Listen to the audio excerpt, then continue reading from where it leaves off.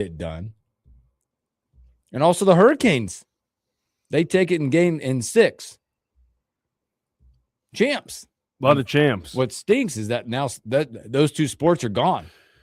Yeah, that's the bummer in all this. And we didn't get to hear the best words in all of sports. Stanley Cup Finals Game 7. Yeah, the Hurricanes put that notion to bed. The Knicks also put that notion to bed. Isn't it crazy that throughout the whole course of that series, the Spurs had double-digit leads in every single game? Every game, double-digit, every game. I think my kid told me, I can't validate this, but my kid, and he's up and this stuff, said that they led like 78% of these games and won one time. But it doesn't matter how often you're leading. All that matters is that you're leading at the end. Yes, that's it. It's all that matters, and the Knicks led at the end. And that's the thing is I thought the Knicks were the more physical team. The Spurs really showed their age, not in the typical way. Like when somebody says they showed their age, it's like, oh, you're talking about, somebody getting old and getting past their prime. No, they showed their youth and inexperience. Yep. That's what it was. The lights were a little too bright for the Spurs. And not just on the court, I think on the bench. There was a lot of coaches. You could see that there still has some emotional maturity from a competitive standpoint that needs to be garnered by the San Antonio Spurs. They felt misguided at points and they felt frustrated in a lot of areas. And the Knicks really took advantage of that. That was a cool-headed, savvy veteran team. They're very unlike their city. New York City is hustling, bustling, raucous. New York Knicks are under the radar. They are cool. They are unassuming. And then they go out there and they ball and they play a good style of basketball and they'll catch you by surprise. And that's what they did to a lot of people, because if you'll remember the conversations that not only us, but people in our media space were saying about this finals, it was, hey, whoever comes out of that Western Conference, it's over. They're going to win the NBA championship. Book it, signed it, take it to the bank. New York Knicks said, whoa. They treated the Knicks like the B-list celebrities. The A-listers come out of the West. You're just in the East. You're a B-lister. And they said, we're in the starring role in this major motion picture. That's what we're doing around here. We control the reins on our own destiny. And I think a lot of the credit has to go to a couple of different factors. It has to go to Mike Brown and the coaching job that he did in this finals. Boy, he coached up to his paycheck. There were talks that he was going to lose his job, even if they made an NBA finals. Well, he said, dadgummit, I'm going to win one, so you can't fire me. A lot of full vindication for Coach Brown when you look back at his time with another superstar, megastar, LeBron James in Cleveland. Yeah, in Cleveland, he got done dirty there, and LeBron was a huge fan of Mike Brown. But there was some plaudits that need to go his way. There's some praise that needs to go Jalen Brunson's way. There's some praise that needs to go OG Anunoby's way and Karl Anthony Towns and Josh Hart. You could talk about a lot. Alvarado. I mean, just name the list. Yeah, you could go down the whole roster and pick out guys that contributed in a major way throughout the run in this finals. You also have to look at this conversely and say, who did not perform up to the standard that they needed to? And immediately a lot of the blame and the onus is going to be put on De'Aaron Fox for what happened in this series and what transpired. There needs to be some questions asked of Mitch Johnson and what was going on in some of the game planning and the situational rooms. And obviously there's going to be some blame pointed at Victor Wembanyama. He's immature. He's not ready. Give 22. Give him another offseason. Listen, the fact that they were in this at this point, they're ahead of schedule. They're way ahead of schedule. They're in a great spot. And the trajectory is only up here from the Spurs so long as they're able to keep supplementing this roster with more talent for Victor Wembanyama. Now, conversely, on the NHL side, you got a couple of savvy vets going up against a Hurricanes team that looked desperate and hungry. And that was the best part of that, was that they looked desperate and hungry to close out the series. They didn't want to give Vegas a chance. Once they got there, it felt like Carolina got renewed life from that game I believe it was game 3. Yep. When they come back, end up losing 5-4. Right. And then they turn around and they're able to go get one. Okay, awesome. Well, then they just took off from there, from my perspective. Just looking at that, they were the more desperate team. They were more clinical. They were more ruthless when it came to their opportunities. And Vegas was very ruthless this whole series. A lot of power play goals out of the Golden Knights. But ultimately, Jordan Stahl comes through in a major way. I said Svechnikov was going to be the X factor, and he came up with some huge goals for them. There was a lot of key contributors for this Carolina team that ended up coming through. And good on the Hurricanes, first NHL Stanley Cup since, I believe, 2006 when they played the Oilers. 20 years. So years in the makes. Massive job done by the Carolina Hurricanes, and it felt like all the building and all of the crescendo finally came to a beautiful, boiling point. That's what it was. It came to this magnificent peak. Now, can they sustain the rise, or is this just going to be an immediate fall? That's the next thing to see. But well done by the Hurricanes in a hard-fought series against the Golden Knights. And yeah, it sucks that those sports were over, but fun to enjoy them while they were a couple around. of worthy champions as now the sunset into the off season, which moves will be made. We'll talk about the NBA a little bit later because now there's a sweepstakes out there for a particular megastar that we'll start to talk about that could change the balance of the East a little bit when you see who's going after that. Boy, College World Series. By the way, it's Elimination Tuesday. Right now, it's Elimination Tuesday. After today, I believe we'll be down to not many left. But yesterday, let me tell you, we talk about these games, the power of the SEC. Obviously, the other day, Troy, a phenomenal story right now. They get their first win. They eliminate an SEC team. Ole Miss going home. Yesterday, Texas gets it done in big fashion against Alabama. Alabama's offense been dismal for a long time right now. But then you got that. Boy, did you see A-Rod yesterday for Texas? Phenomenal afternoon, by the way. You talk about we always talk about players and teams, what they do coming in to postseason. Yesterday, he hit for the cycle. 5 for 5, 5 hits, 7 RBIs. He's raised, and again, this is all stats. Credit ESPN to me watching this because I think these are phenomenal. This kid has raised his average 30 points since the Supers. It's pretty good work. 30 points since the Supers. Texas is, watch out for Texas. As they work their way through that loser side. But last night, what a phenomenal baseball game. You got OU, Georgia, 4-3. OU hangs on. The freshman, phenomenal last night on the bump for OU. Gives up 3 runs, all 3 solo shots. OU's offense, this blew me away. OU is not known for the long ball. Nope. They get on, they get them over, they get them in, they pressure you at every aspect of this. OU's hit 21 home runs in the postseason. Their total for the year is 86. They hit 65 home runs in the regular season. They've hit 21 in the postseason. Yeah, they found some new reserve of power. That's like 25% of their home runs have been hit since the regionals started. Right, but also look at who's been taking the bump for them. They had 2 freshmen go in this College World Series. You got Cord Rager, who is a two-way guy that they said, screw it, you're just going to get the opening start of the CWS. Okay, no pressure, kid. And then Xander Mercurius, whose older brother LJ is also on that team. And he goes out and he puts on a great performance against probably the most potent offense in college baseball in Georgia.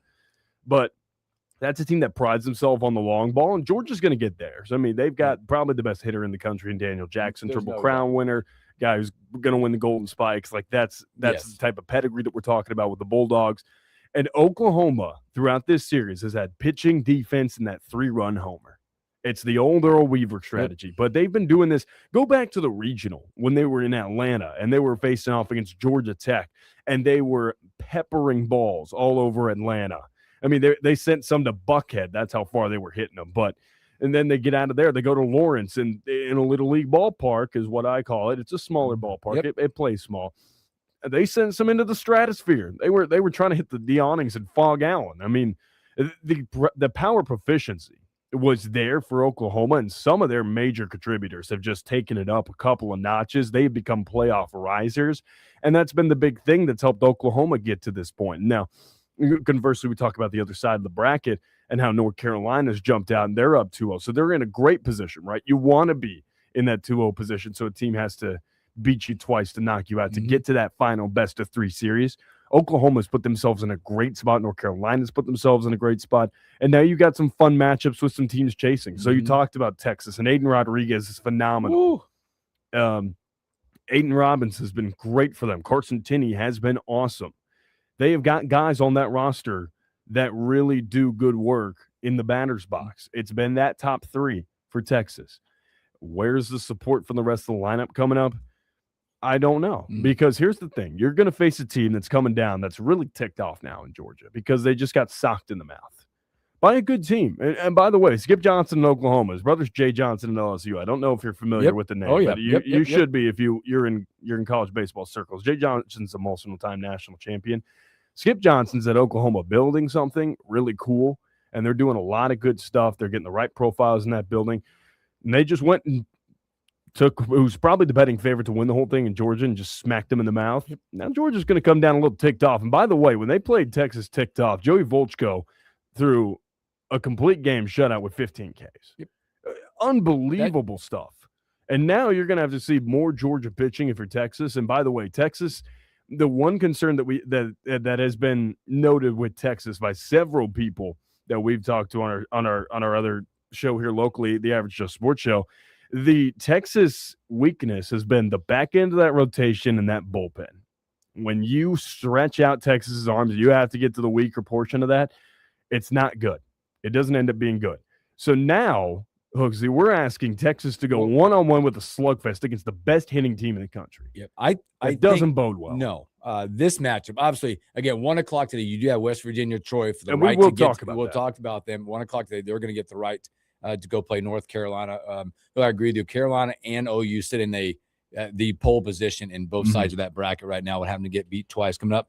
I think the matchup tonight, I think it's 6 o'clock tonight, is going to come down on the bump. And I say that based on the fact who's got arms. Who's got? I've said this beginning of this tournament that pitching depth will win this thing, because you look at teams like North Carolina, they've used 3 guys so far. That's it. They've got a phenomenal guy, Gluber out of the 17 out of the bullpen, right? Texas currently has used 7 guys on the bump. 7. I guarantee Georgia. What does that look like? They've used 2. They have 2 complete games. That's it. Advantage them today. Now, again, Georgia is you got arms for days, right, to get to where you need to get to. They have not had a guy out of the bullpen yet. They've had 2 complete games. Texas, 7 arms. Georgia, best offense out there. Doesn't bode well, does it? Jackson barely missed that little hanger yesterday to fly out, by the way. He hit it by the moonshot, 447. And shout out him as well for acting like you've been there before. Put the bat down. That was the old Scotty rolling. I'm going to take one peek, and I know where this thing's going. He knew it when he hit it. But this is going to come down to that arm depth and arm talent, to me, tonight. And crazy the way it sounds. OU's just playing great baseball. Yes, they are. They're playing confident. They're rolling. One of the best 2 teams in this tournament are going to be gone tonight.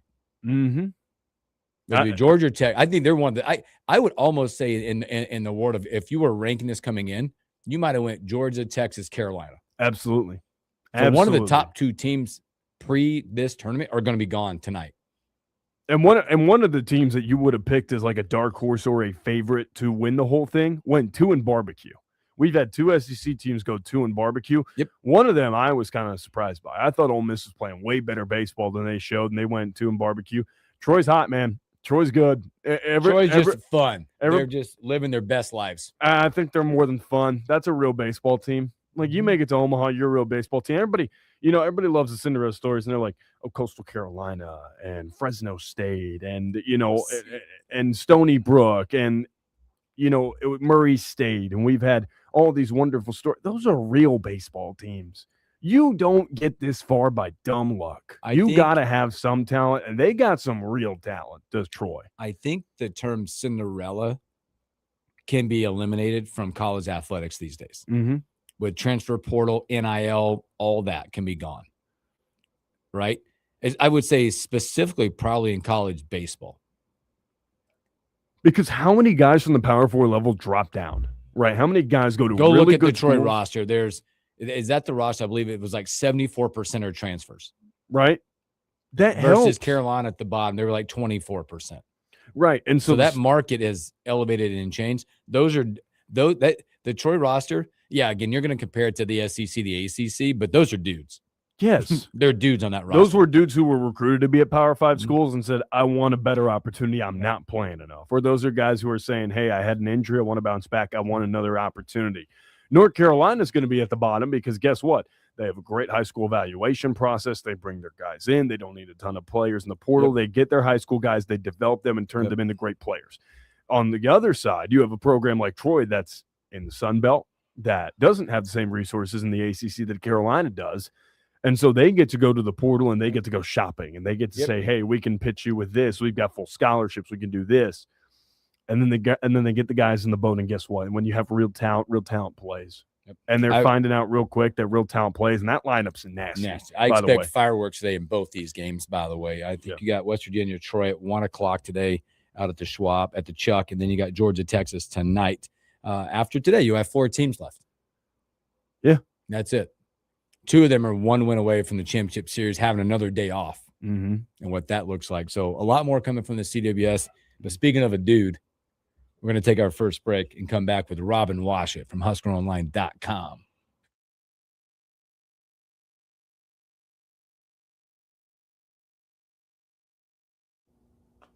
Boom. All right. Let me get some more stuff. Dudes.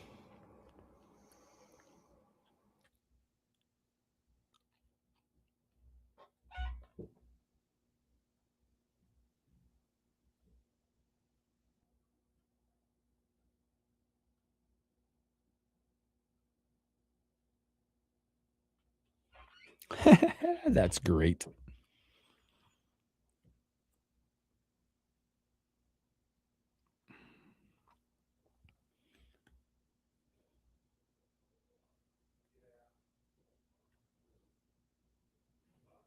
You had to have a good chuckle last night or this morning when you saw it. What's up?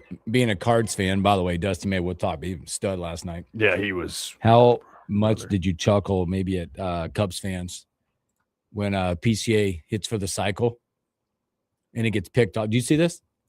He hits for the cycle and then immediately gets picked off during the standing ovation. Got to first, got a single, and then immediately gets picked off in a 2-1 game. Hits for the cycle. Wow. You can't script this stuff. No. Amazing. You truly can't. First of all, the guy hits for a cycle, and they're only up 2-1, then he gets picked. You literally can't write this in a comedy script. No. It's some of the funniest work ever. All right. I'm going to dial up Robin.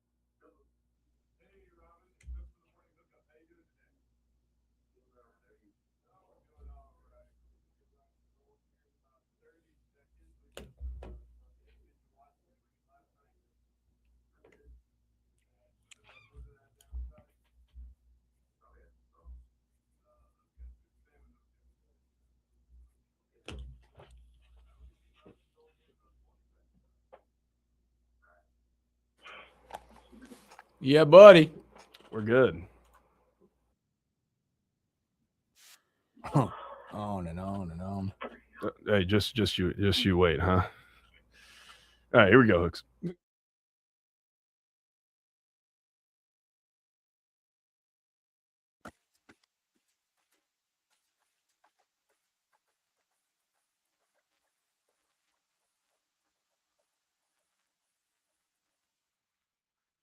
Welcome back in the morning hookup. It's that time on a Tuesday where I got HuskerOnline.com. Robin Washut. Washut, what's up, brother? What's happening?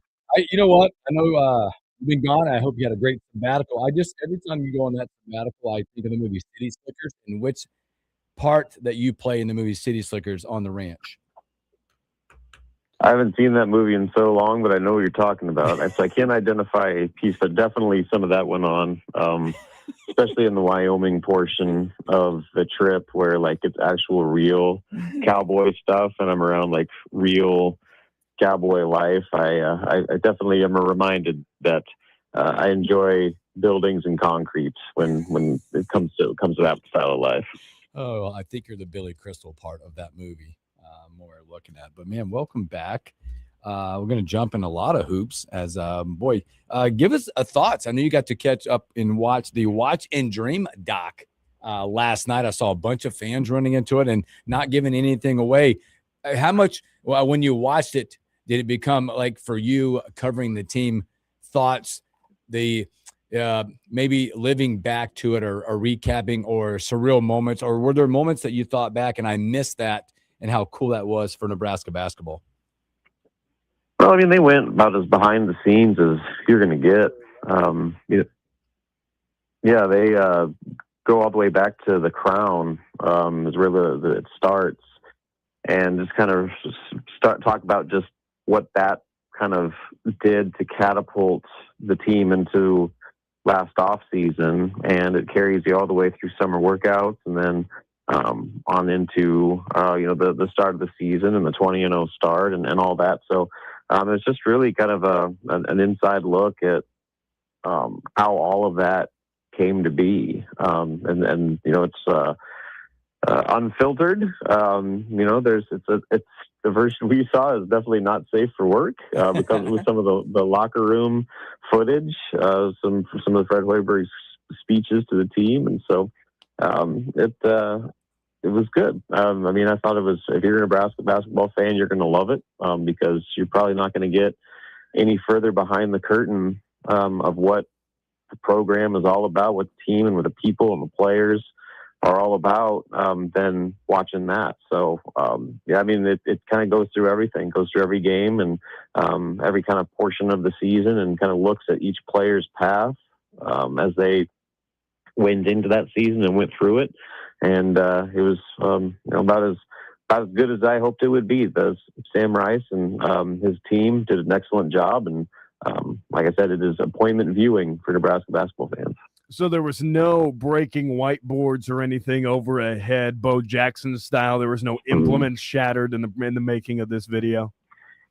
Not quite, at least not that was put into the film. But like I said, it's you get to see what those locker room talks were really like. Like you kind of got a glimpse of them in the cinematic recaps, but they did a pretty good job of keeping it as real as it gets with some of those talks, and you get to see kind of a side of the players and the coaches that maybe you didn't see in press conferences and during games. So it's, like I said, it's about as revealing as it gets, just in terms of what it was really like during some of those high of highs and some of the lows that they went through, and for pretty much everyone involved. And like I said, is about as inside of a look of Nebraska basketball as you're going to get. So, Robin, with off-season workouts and summer conditioning and all of that ramping up, we're getting our first look at what this current team could look like, how they're starting to gel. What's the word from inside camp? Have you gotten to look at those guys in person yet? How are they looking? What's the vibes? Anybody standing out? What's going on in summer workouts so far? Yeah, they haven't really done much. They've done 3 workouts so far. The first week was basically just physicals and medicals and just getting guys acclimated with individual works. I believe last Thursday, I think, was their first team drill or whatever work you want to do. So, like, it's just they're really easing into it right now. So to say anybody's standing out is a little premature. I think that they like the group that they have. And, the big thing they kind of talked about, so they did like a Q&A session after the movie last night. And one of the things Fred said that was kind of notable is, like, he knew right away, like from the start of summer workouts, that last year's team had something different to it with the way that, they kind of held themselves accountable and the leadership that they had, and the fact that this was a team that he didn't need to have to babysit because everybody was doing their own responsibilities and carrying their weight. And so far, through 3 workouts, he's seen a lot of similarities with this group. I think a lot of the culture that they built with that senior group last year has been passed down to the leaders that are back this year, with Kale and Price and, Connor Season coming back, and maybe Braden Frager to an effect. Like, so there's guys that I think understands kind of what it takes at this point of the season to get to where they ended up last year. And the guys they brought in have fully bought into that path as well. So, it's too early to say, anybody's going to be, a certain thing in the lineup. But I think that just overall, the way that this group has kind of taken the baton from last year's team and hit the ground running in summer workouts is pretty encouraging. Again, we're speaking to Robin Washut with HuskerOnline.com. Well, Washut, a week or so ago, football had a big recruiting class come in, and a surprise 5-star made his way to campus, and Ahmad Hudson. We got Munson's take on it with Hudson being in town for that, but I want to get your side of the basketball side. When you look at it, Hudson came in, did spend some time, I believe, with staff and Coach Hoiberg. Just thoughts on, one, how integral will basketball be in the sweepstakes? That, again, he's at LSU, but how integral will basketball be on this side? To, if in chance by, I think, a long shot that Ahmad Hudson does flip, how important will it be for basketball?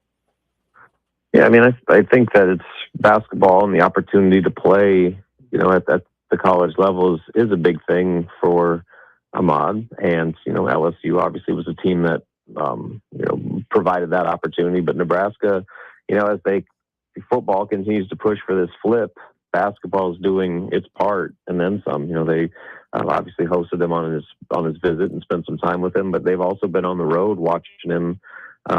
They went and saw him in person at the first live evaluation period in May.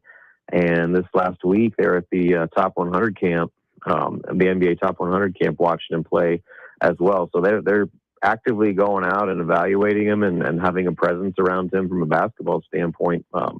Because, with that 27 class, it's hard to picture a football player coming in at midseason and having an immediate 15 to 20 minute a game role. But, to have a player of that with his physical tools and athleticism, and he's a elite basketball talent, obviously. So, despite the hurdles he would have to kind of overcome to have a significant impact from the basketball side, Nebraska is saying that, hey, if you chose to come to Nebraska, you would have an opportunity here, and we're evaluating you as a basketball player and would factor you into that equation on the court. So, it's a lot of work to do, like you said. Football, is kind of the defining factor in that, but basketball will play a big part. And if Ahmad Hudson does decide to flip, he would have a open door to be a two-sport athlete as a Husker. So with that recruiting thought in mind here, Robin, I know Nebraska's lost out to a couple of top targets in this 27 class to Iowa State and Donovan Davis and Jack Conan. Is there any pivot with those? Do they have new targets in mind? Was that a money factor, a relationship factor with Iowa State and those recruitments? What can you tell us about the latest on Nebraska's recruiting front for 2027 in basketball? Well, for one, Iowa State's really good. Two, they're very close to both those guys' hometowns. Donovan Davis is, and Jack Conan are both, Wisconsin guys, and TJ Olterberger has done an excellent job of recruiting the northern states, where they've kind of become a power and have almost recruited Wisconsin better than Wisconsin has. So, Nebraska was trying to do its, due diligence and was right there in the thick with both those guys. But in the end, Iowa State won out. And, as far as where they go, they've got other guys. Obviously, you already have Ty Schlegel in the boat, a Minnesota kid who plays AAU with both of those guys on Team Hero AAU program that they're really excited about. And they have some other guys on their board. Obviously, Hudson is up there. I'd say maybe the biggest name on the board somehow would be Dawson Batee, who's a 5-star forward from down in Texas. It seems like a long shot, just kind of considering the way Nebraska is approaching high school recruiting, where they're kind of reluctant to put all their chips in with high-profile, expensive high school players. But Dawson Batee continues to mention Nebraska as a team in the mix with them. So Nebraska's still shooting its shot with, a 6'8", 5-star forward that is one of the best 4 men maybe in the 2027 class right now. So we'll see kind of what happens with that. Obviously, that's a steep hill to climb, just given the competition involved there. But he's probably the biggest name on the board right now. Isaiah Mack Russell, he's another forward that is on the board. So the other thing too is to keep in mind when you look at how they're going to approach the 27 class and beyond is if and when 5 for 5 gets passed, that is going to completely or continue to, I think, move high school recruiting down the pecking order a little bit, because that's going to open up another pool of talent that you can recruit. So you already have your portal guys, you already have your one and done grad transfer guys, and now you're going to have a bunch of returning seniors, not only that you can recruit, but guys that you can retain on your own team. So there's only so many spots for these high school kids that it's just going to make, I think, that path from going high school to high major basketball even harder, just because of the veteran presence on college rosters, especially when 5 for 5 comes to play. So they already have one high school recruit in the books. It wouldn't surprise me if maybe they take maybe one more, and then when 5 for 5 goes, kind of continue to focus their attention on getting old and staying old. Hey, Robin, give us a 60,000-foot view on the Nebraska basketball brand. And asking that is, when you look at it with the success Fred's had in recent history, you got the 20-win seasons, you make it to the Sweet 16. It seems like now doors are opening up for more high-profile type transfers, high school kids. And then also, with that, I know way too early, right? But are we at the point now when you see the transfers coming in this year and the way the construction of the team is, it looks like a Fred Hoiberg system team that Nebraska starts debuting in top 25 polls coming up, and now talked about as maybe part of the upper side of the Big Ten coming up?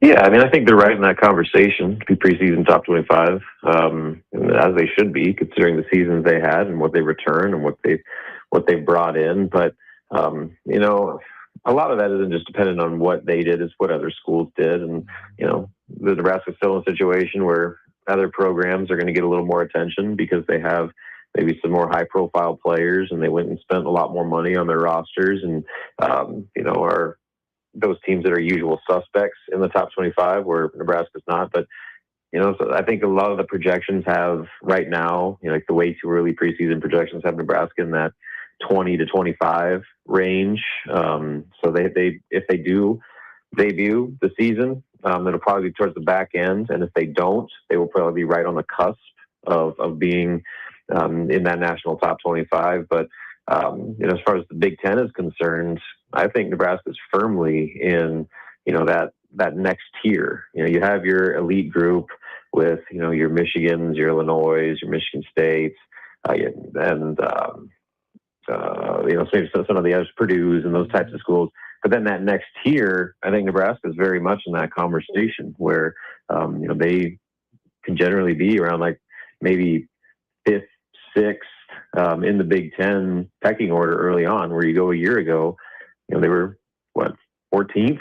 So that's quite a climb within their conference, and a conference that was arguably the best in all of college basketball. So from a national standpoint, maybe they still are working to put themselves, back where they were. But I think from a Big Ten standpoint, I think they're going to get a lot more respect, because within the conference, I think there's a lot more understanding of what the program's become, what Fred is bringing back, and, what he's been able to add to a system that gave a lot of team fits last year. When you talk about the national perspective and the brand that Nebraska has, how much of that is correlated to who Fred Hoiberg is and the respect that he garners in coaching circles? Yeah, I think he always had that kind of cachet to him.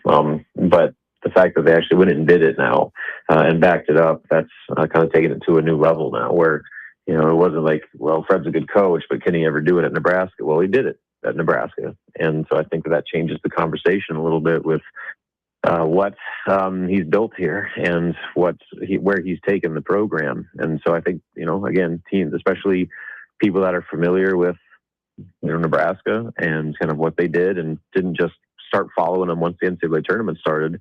They understand that this is a different program than what it was a couple of years ago, even, and you got to kind of give them the benefit of the doubt that with what they've built this thing into and kind of the formula and culture that they've found.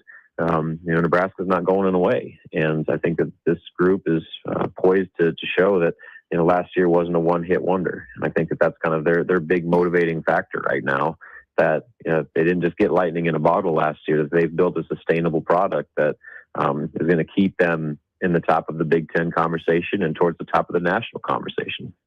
Well, watched it, man. Great stuff. Always fun. This and the anticipation of a program on the up and nationally in the Big Ten. So, man, we appreciate you so much, my friend. Welcome home, and take care of yourself. We'll talk to you soon.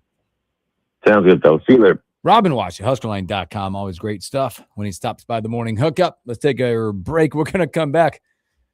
Boy, the saga is over, ? Brendan Sorsby and a whole lot more when we return.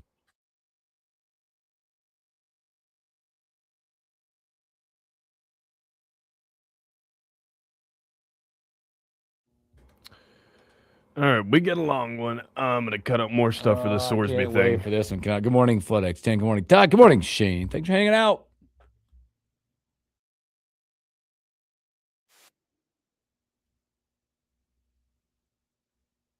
Elijah Herbal making his way in.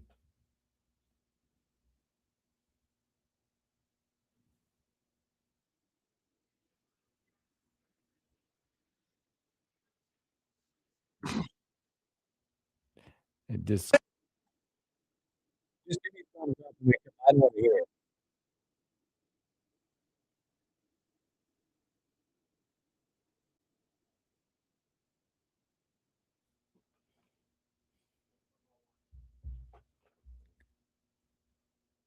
I just turned my volume down because I want to be surprised. Yeah, just turn your volume down. You just give me like this when we're ready to go back. Mm-hmm.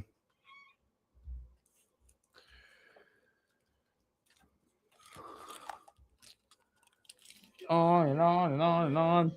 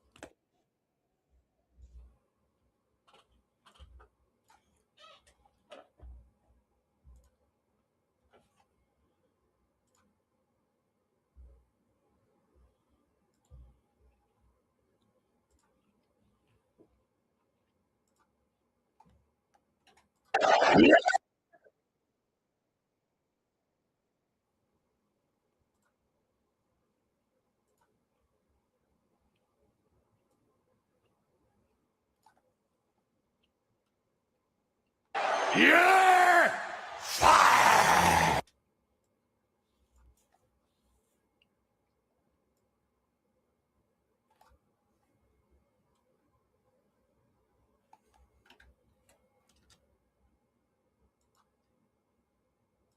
It's over.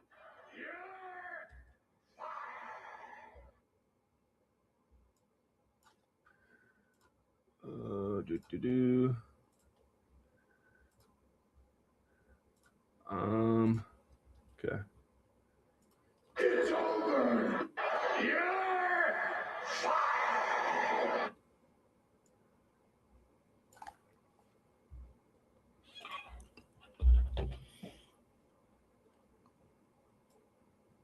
It's over.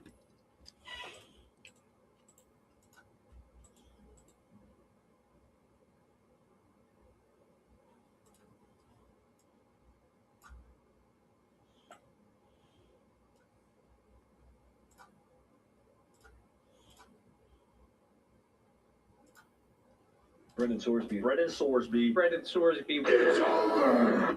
You're fired.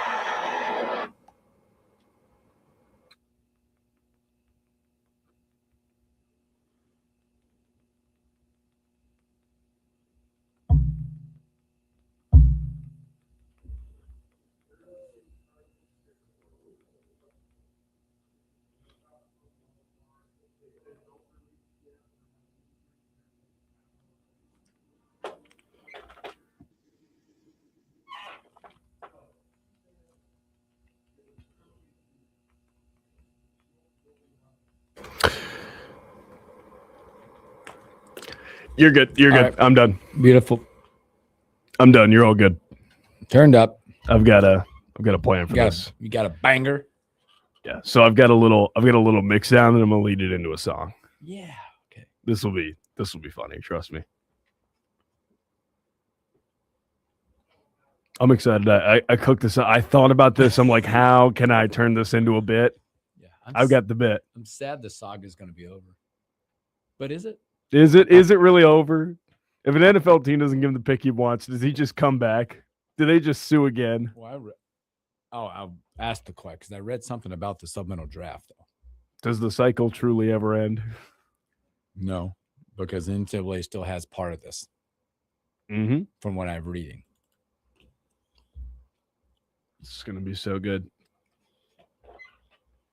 You think Elijah just called it a day? No, he just texted me. Oh, okay. He's on his way in. And I'll be there shortly. Okay. Hour 2, I would assume. Okay. We're going to get rocking and rolling. Here we go. Yep.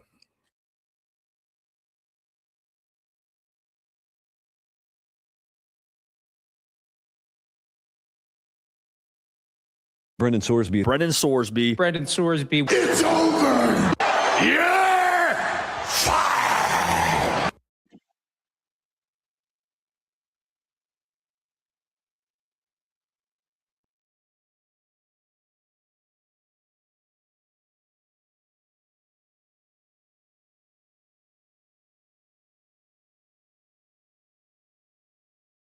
Welcome back to the Morning Hookup. Special links to Robert Watts, HuskerOnline.com. Few moments left, but boy, the twists and turns, the trials and tribulations, heading towards the betting, committing, lawsuit filed from his camp. Campbell supporting it. The big Texas Tech saying, yeah, we're all in. 21 a minute in support of what's going on. NCAA files an injunction. The Big 12 Conference says, wait a minute. You can't do that. We're filing too to enforce the right to have our bylaws heard. The Sorsby camp got their hands slapped. It's now coming out that Brendan Sorsby will withdraw his name and from the lawsuit. He's going to take his ball and go to the supplemental draft. Back and forth. Been a long winding Been a road. long winding road. He's sued. They got an injunction. He was going to be eligible. Everybody cried out, "It's not fair." Texas Tech's oil money You has can't struck again. Do that to the kid. It's all about the mental health. How can you stop him from playing? You big bad people of NCAA. Shout NCAA and the Big 12 Conference out, by the way. The integrity of the game, the integrity of what the laws say, not the laws, but the laws of the NCAA. So he's in the supplemental draft. But I just read, correct me if I'm wrong, this cannot be over yet. This supplemental draft is for kids that are ineligible. Ineligible. He is currently not. He is currently eligible due to an injunction. That is true. The NCAA has not deemed him ineligible yet. No, but the injunction. we can come to a conclusion that behind closed doors that there is an agreement that they would mutually part ways, as was the terminology that was put out yesterday, Campbell, that they would mutually part ways in order for the NCAA to not drop what I would like to affectionately coin the ban hammer on them. Just drop the old whack-a-mole mallet. Say, nope, your program's done. You don't get to play football.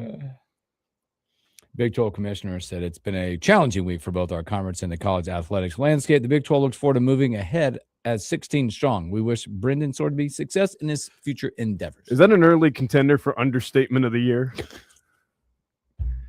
It's been a challenging week. No, really? Really? After almost getting your conference dragged through the mud and everybody universally deciding to boycott them for the regular season, finally this saga comes to an end and you're like, it's been a challenging week. Really? I couldn't have guessed.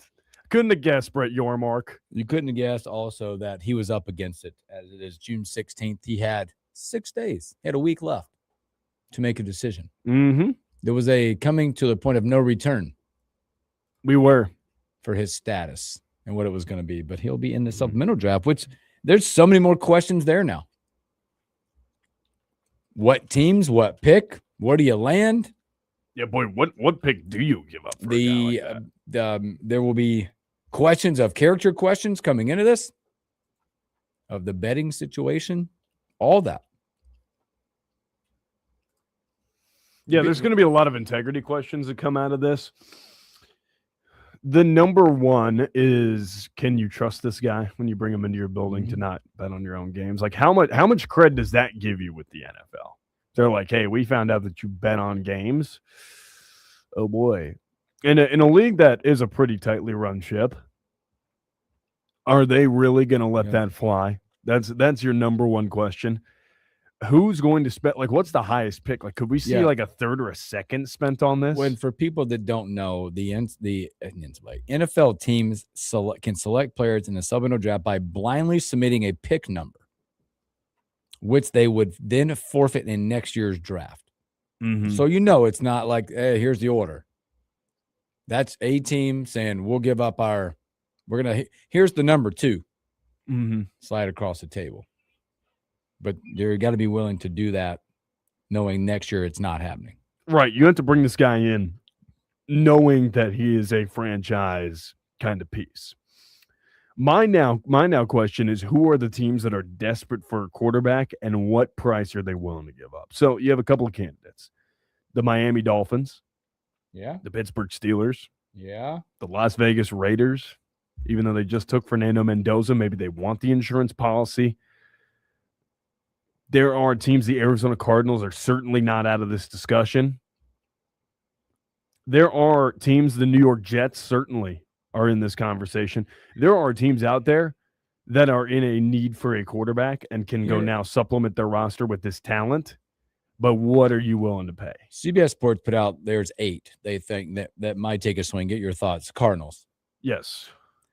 The Carolina Panthers are throwing in there with they did pick up the 5th-year option on Bryce Young. Don't hate it. They threw in the Cleveland Browns.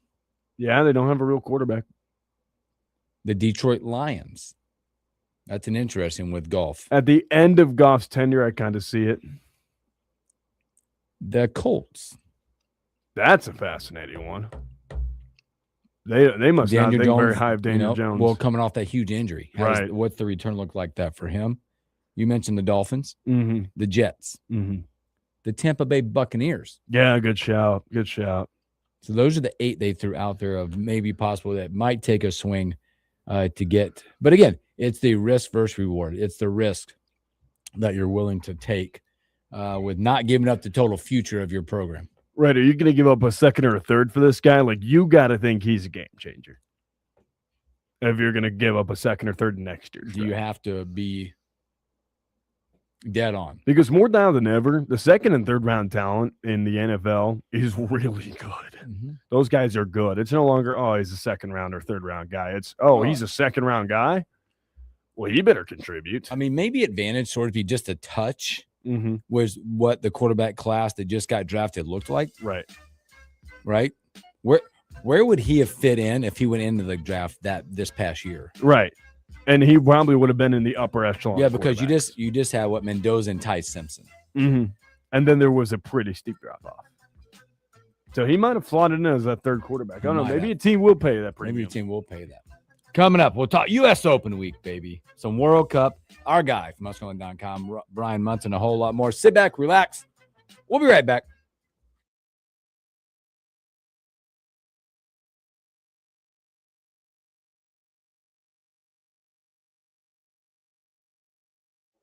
Have you ever felt like you're missing out on meeting truly great candidates for your roles?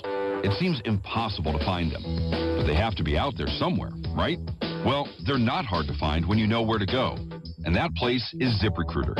And right now, you can try ZipRecruiter for free at ZipRecruiter.com/radio.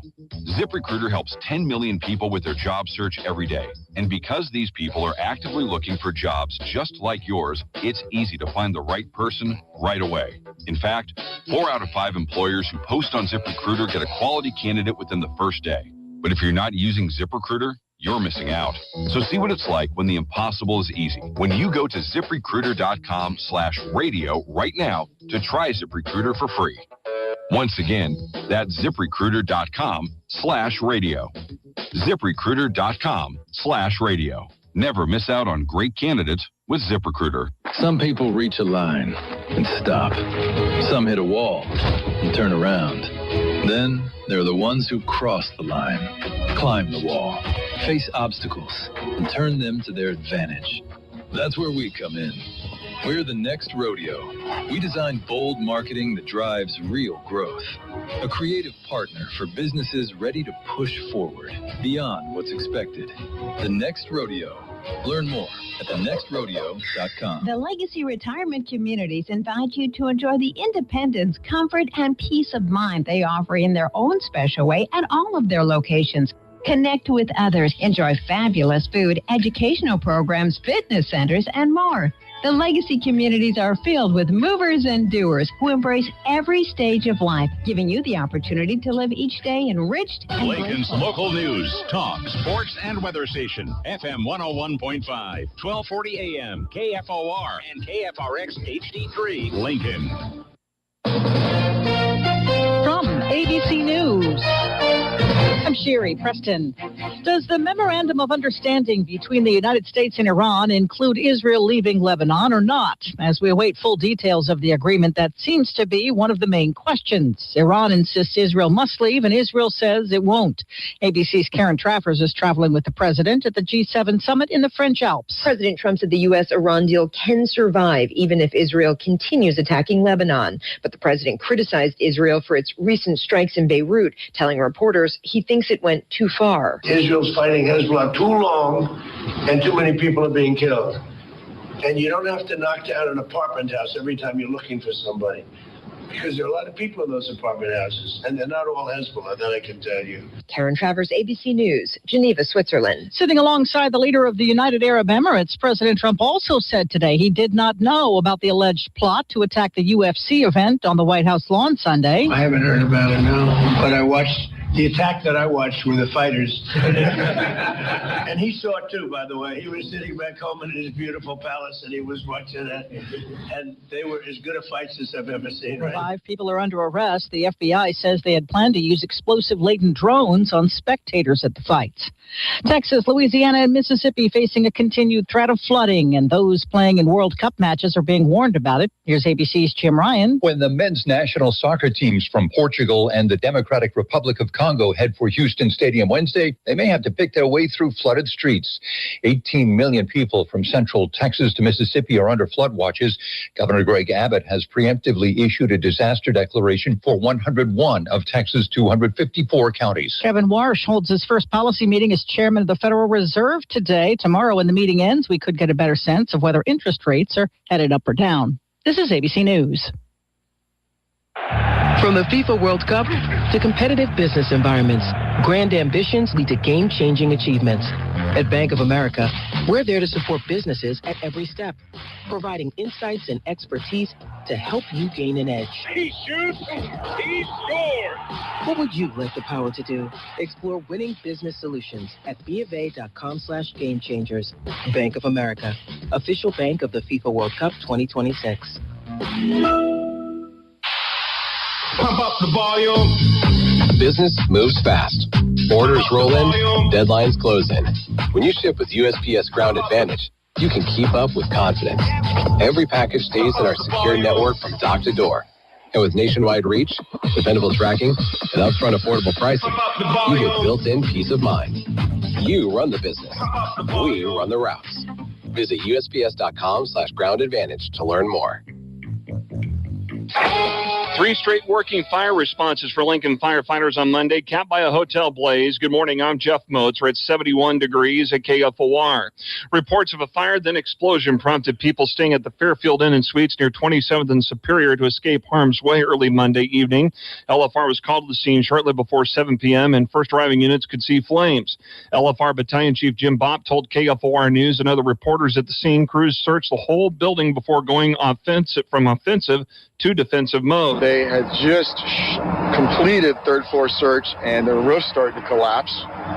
So then we went defensive only on the third floor. We made offensive until we could do a primary search complete on the first and second floors, and then we went all defensive. Aaron Schmaltz is an employee of the Fairfield Inn and Suites. He told KFOR News someone ran inside, said the building was on fire. He went outside, saw the west side of the building in flames, then went to go get a fire extinguisher to try to put the fire out. But Schmaltz says in the middle of everything, he heard an explosion. I pulled the fire alarm and hoped everybody got out. I wasn't going back in after it exploded. Officially, the cause of the fire is still under investigation. We're expected to hear from LFR about updates in this case coming up later.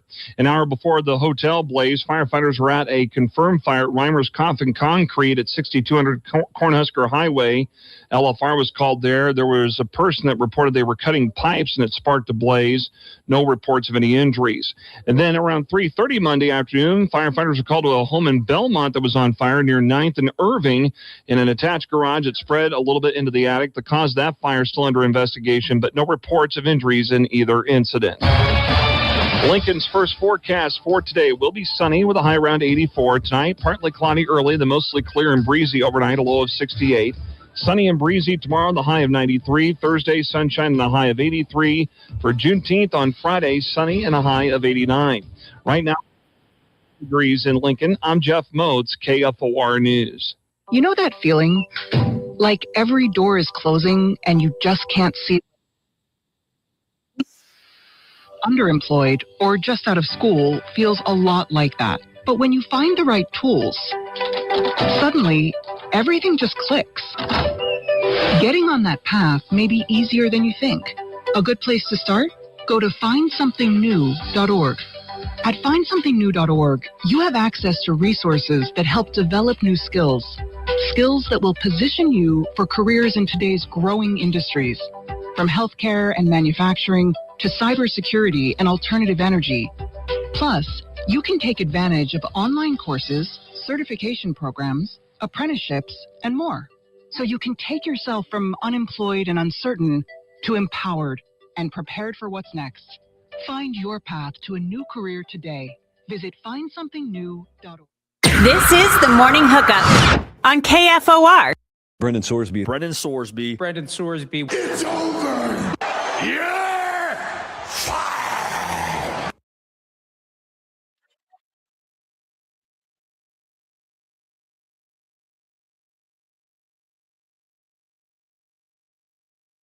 Welcome back in the morning. Hookup, hour number 2. That got even better, by the way.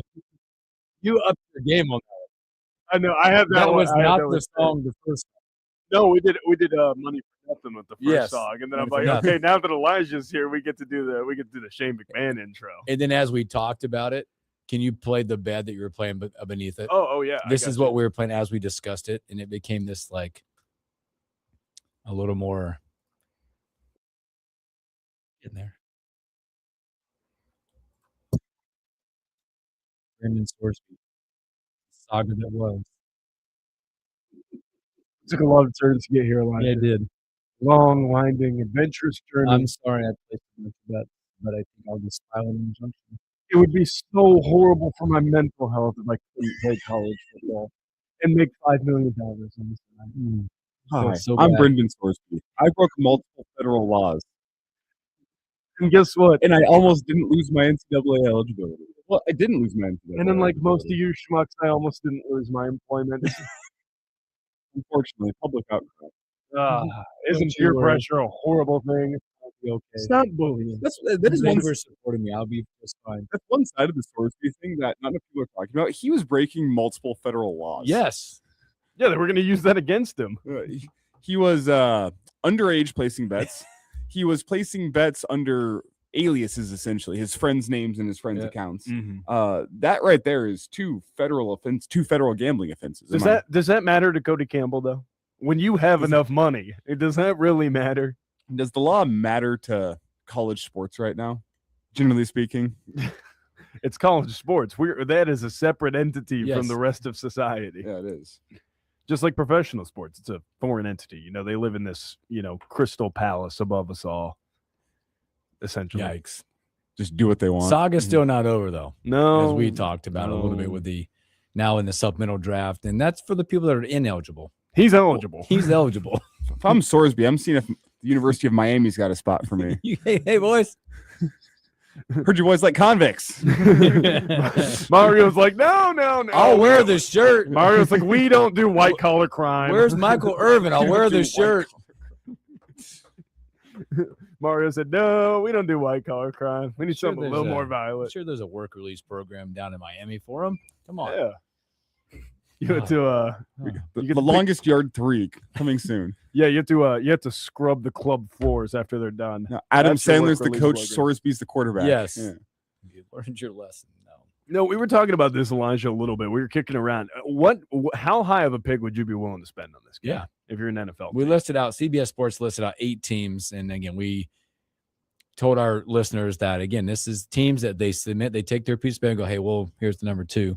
And it's whoever has the highest Yes. potential draft And pick. then you that give gets up it. that for the following year. Yeah.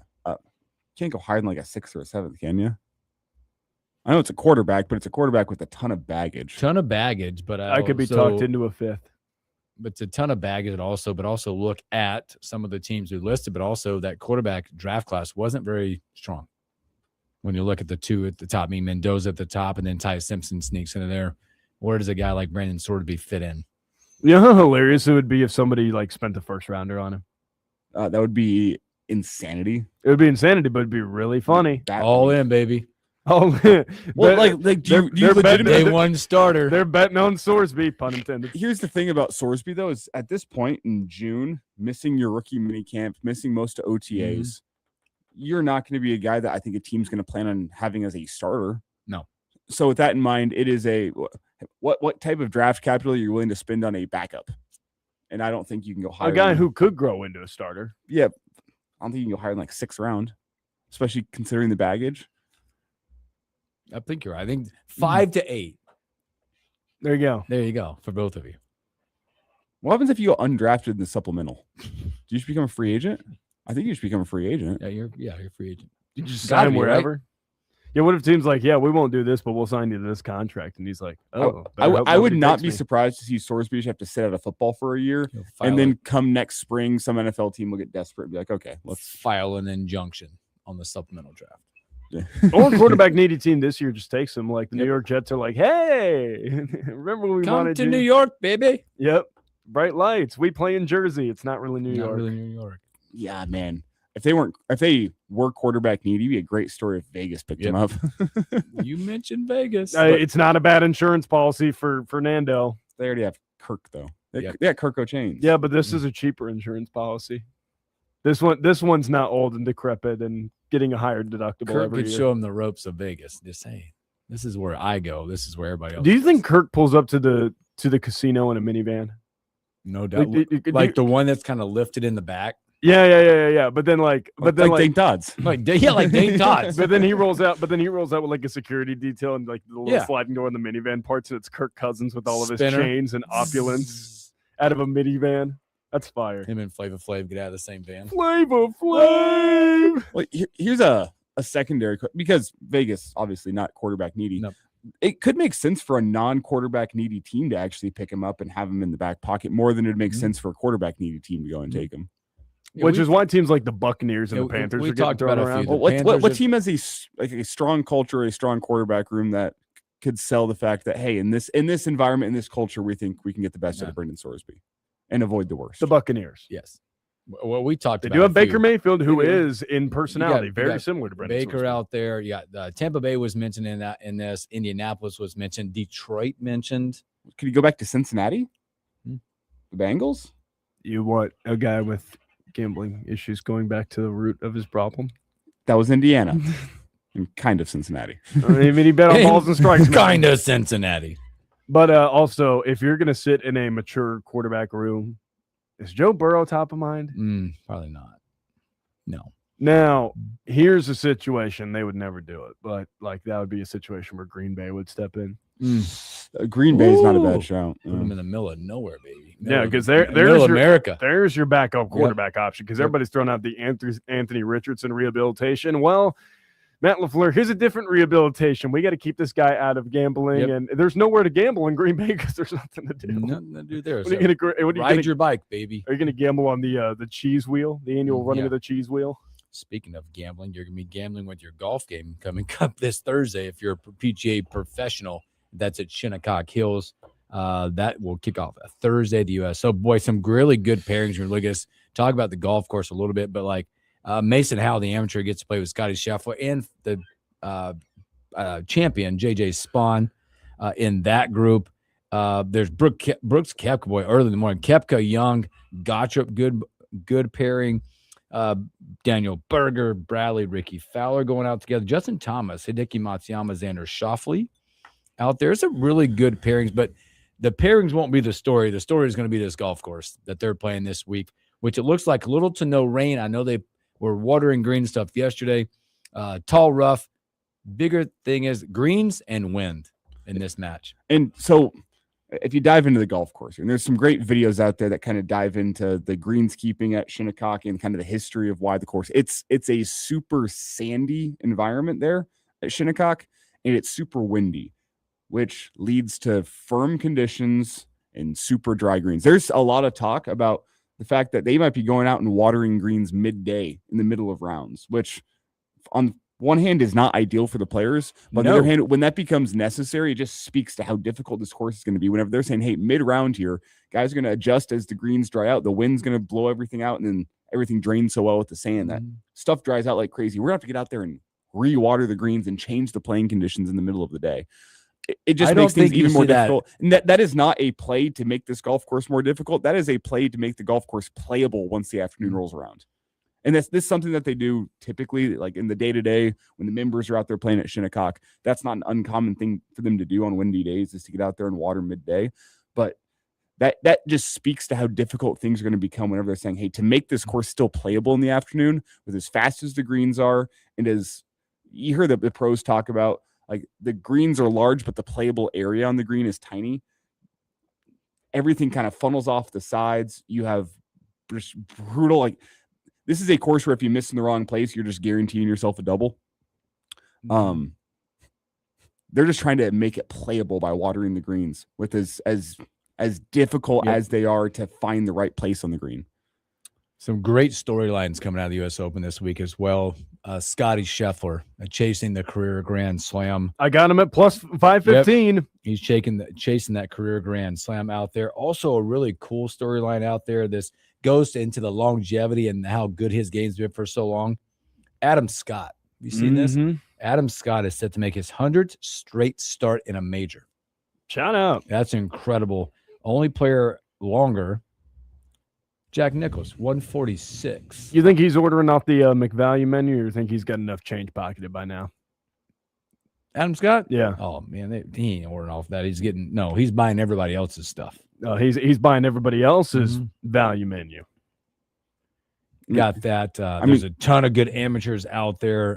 When you look at the amateur play coming out, there's a lot of really good storylines coming out. I mean, as with any U.S. Open, this is not a course that I think benefits the long driver, super huge ball speed, the Bryson DeChambeaus out there. The key on this course is gotta get a little crafty. Make sure you hit the fairway, even if you're not taking driver off the tee box. I'm looking. Scotty's always a good play, obviously, because he's so well rounded. If he was in the tournament, this is Phil Mickelson's course, but obviously he's dealing with some issues right now. A little bit. And Phil Mickelson is one of 3 people ever press coverage to finish subpar at a U.S. Open at Shinnecock. There's been 4 U.S. Opens in the last 100 years at Shinnecock. Only 3 total people have finished below par. Incredible. Also, I mean, if you find yourself off the fairway, the rough is brutal, but then you find yourself in the tall grass, and it's even worse. Yeah, I saw that Rory was the second highest favorite for this, and I'm like, this is not a course that favors Rory's skill set at all. Not at all. Now, he's a good golfer, and he might be able to overcome that. This is not a course that favors somebody who can strike it. Like, this favors some savvy. just reading this as well, something else to watch in the grand scheme of golf, where the live guys start to play into these championships. Obviously, you know that they'll be there with Rahm, DeChambeau. DeChambeau has been a big question mark with his golf game as of late in major record. Have you seen this? Since the 24 U.S. Open, miscut, 10th miscut, 2nd, 5th miscut. More miscuts in a major setting. What does that look like for them? To me, it's one of those, it gives you the sense, again, not comparing the two, but when you play the Masters, you talk about driving the ball well, and you talk about missing where you should miss. Shinnecock Hills is going to demand you drive the ball well, and hopefully you miss in the right spot and still be challenged, still be focused to try to get up and down in some points.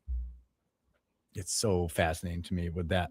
And this hole's like number 11 is a hole. And the guys were complaining yesterday. You have about the green feels massive. It's uphill, bit of a blind green, but you have a lot of space. The problem is you have kind of a false front that'll kick anything back down if you're short.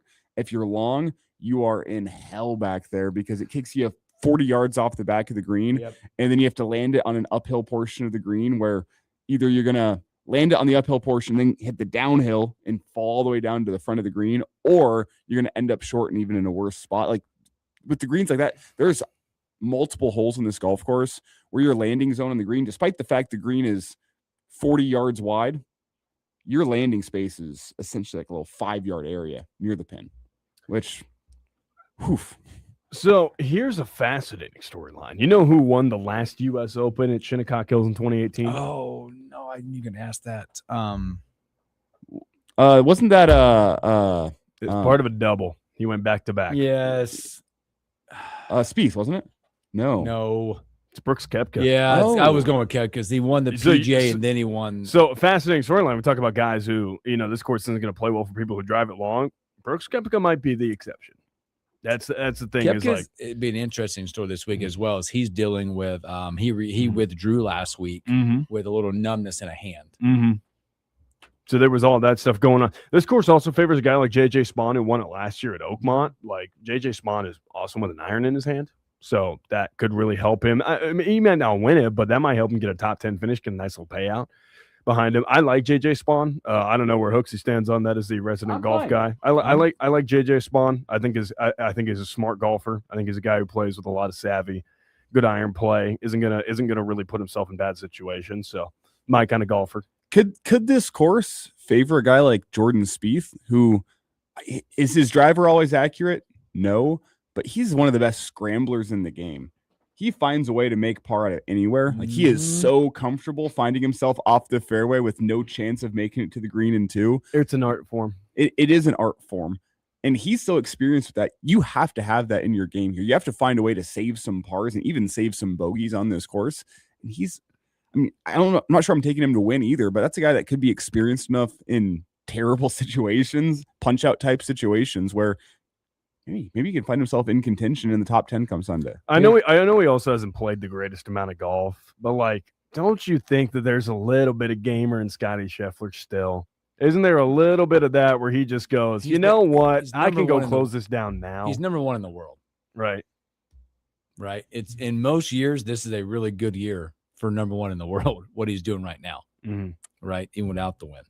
But your top odds, by the way, this Scotty Scheffler, Rory McIlroy, John Rahm checks in at 3, Matt Fitzpatrick at 4, Xander Schauffele, Fleetwood, Oberg, Cam Young. Watch out for a guy like Cam Young, by the way, who drives the ball well, strong hands in that game.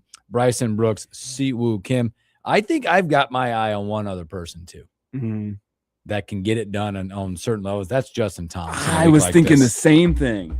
Watch a guy like Justin Thomas, who hasn't been bad. He's been a little above average, returning from injuries and things like that. But he's coming off your board in the same. He's in a grouping. He's in this grouping off the board. Gottrup, Cantlay, Reed, Hovland, Thomas, Wyndham Clark, all off the board at plus 4,500. Hey, that is a grouping right there of the odds that I would look at and go, any one of those 5. Boy, Patty Ice on a golf course like this, watch out. Hey, Chris Goddard, good golfer. That guy's really, really solid. Put on a decent show at the Masters, but no, they're in a great grouping, and a guy like Tommy Fleetwood could absolutely play up at a course like this. I mean, that's a guy who's pretty savvy with a putter in his hand. And he knows how to get out of some Don't tricky spots. disagree with you one bit. And I know it's a little line here, but Justin Thomas hasn't finished outside the top 25 since RBC Heritage. Hey, that's consistency, baby. Consistency matters. He's been below par every tournament since RBC Heritage, which isn't saying that much, but he's been in top 25. He finished 23rd in Miami. At the Truist, he finished 13th. PGA Championship, he finished 4th. Charles Schwab Challenge, he finished 13th. And then at Memorial, he finished 19th. See, if you're consistently finishing in the top 20s, you're going to get some money your way. Get some money. You're going to get some money, and that's what we're about. He's playing good golf. First round Thursday. We'll be tracking the U.S. Open starting Thursday. Let's place the bets right now. How many people are subpar when Saturday morning rolls around? And by subpar, I mean good. 5, like under par. Got to be a minus. Don't give me the evens. I'm going to go with 5. I'm going to go 5. I'm going to go 3. Okay. I bet we have 3 people below even, better than even, come Saturday. Not a dadgum soul. Really? I'm going to say everybody's going to be over. You're like, I think the last time when Koepka won it, he was 1 over. Mm-hmm. So I'm going to say there's some really good golfers in this field. I think Scotty wins this thing at like 2 over. Throwing the prediction out right there, just on the right away. One of the things I put my money where my mouth is. I already put money on it. One of the things I'm not looking forward to is golfers complaining about not being able to score low, and that's the entire point of the U.S. Open. Mm-hmm. The entire point of the U.S. Open is it's supposed to be challenging. Yeah. I also think in this world, and then again, this will be the last thought as we're talking about. You mentioned Tommy Fleetwood, which made me think about. It sparked my brain about European golf. Mm-hmm. You kind of feel like that setup maybe this week feels like that European style golf, and how that plays, what factor that plays in to those that typically play in European or the DP world, all that. They know how to navigate those types of golf courses. So just a thought as we go. So all right, let's take a break. When we come back, we'll go to the Gridiron and we'll have our guy from HustlerLine.com, Brian Munson.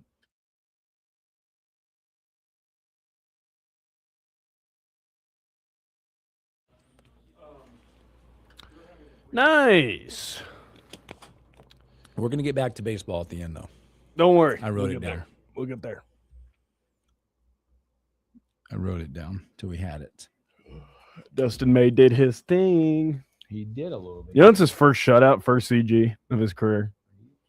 For a 1-year contract guy, he's been good, man. It's crazy. But again, like you just don't see it anymore, right? They just let him go. I mean, why not? You're saving the bullpen, so whatever helps that. Well, and plus, you got a guy in a 1 year. Let's go. Oh, yeah. Like anything to boost his trade value. I don't know. I don't know where everybody else is on this. I am so firmly in the camp of if you get to the deadline, you got valuable assets. We better strip them off for spare parts. Let's sell them at the scrapyard. You know what I'm saying, Hooksy? If they got value, I don't want them on the shelf very long. I did not realize that. Because the more prospect capital, the better. What?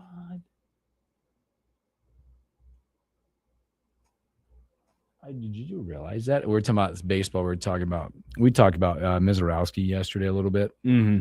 I did not realize that stat. That was the first complete game under 100 pitches. Yeah, it was the first Maddox. Yeah. Yeah, to have like of course that many strikeouts. What, 76? Yeah. That was dumb. Tell me something you're never going to see again. That. Yeah, pitching into contact like that.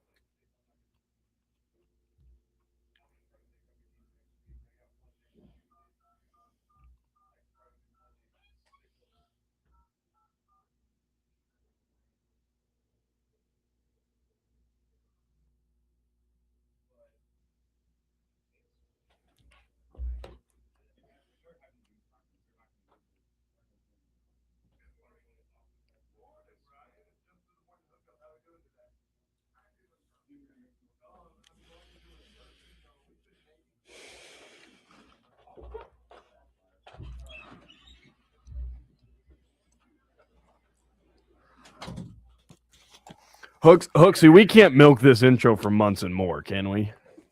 No.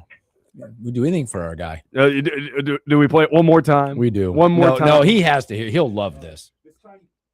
this time do For the Love of Money as your song afterwards. Yeah. Okay. It's another good He's one. going to I'm not sure. We might not have time for that, actually. He's going to enjoy this. I could do. Oh, I got a better one. I got one. I got an idea. I got one. Trust me. You got to trust the process. We just have commits. We're just committed. We're Commitment University right now. All right, here we go, fellas.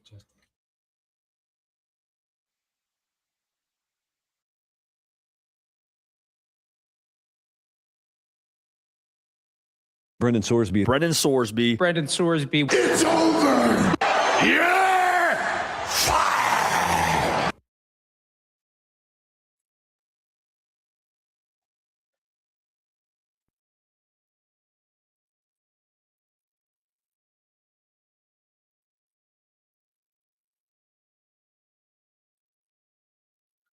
Welcome back to this morning hookup. If you don't have more fun than what we have, I hope you had fun listening to that. We got our guy. I heard Brian Munson. He's got the giggles there. I told you I'd cook with this one. He's loving every bit of this. Most of the country is like, man, justice served white. We got Brian Munson, hustleline.com. B, what's up? I used to give, we used to give the kids loved all their Christmas gifts, but my oldest was fascinated with money. And we taught him, so we didn't teach him the Pink Floyd song. That was great.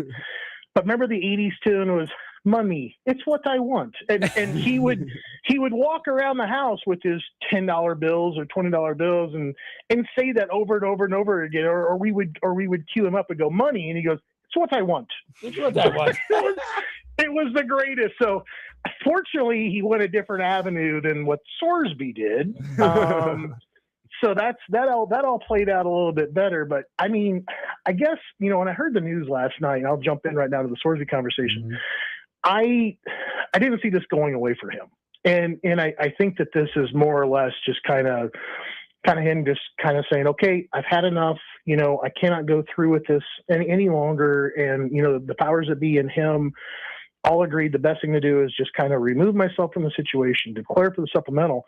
The problem that you have with the supplemental draft now is that you have damaged goods. The damaged goods remains from the college level to the professional level, and even more so because now you're sitting here dealing with, you got a supplemental pick. You can substitute a pick for next year's draft to go ahead and take a chance on a guy who's going through the rehabilitation process, impatient to deal with a gambling addiction that included him betting on his own team, and a gambling addiction that's also dealt with. And I don't think it's really been kind of, it's been addressed, but it's not really been addressed. I guess I would say it.